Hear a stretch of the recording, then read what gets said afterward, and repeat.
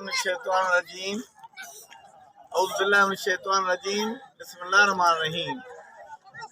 मुंहिंजा भाइरो आबादगार, असांखे ख़बर आहे, सॼी गवर्नमेंट खे ख़बर आहे त ही प्यारो डिस्ट्रीब्यूटरी सिंध में वॾी आहे ऐं उन सां अलॻि राहुजा माइनर रुंडी शाखूं निकिरनि थियूं।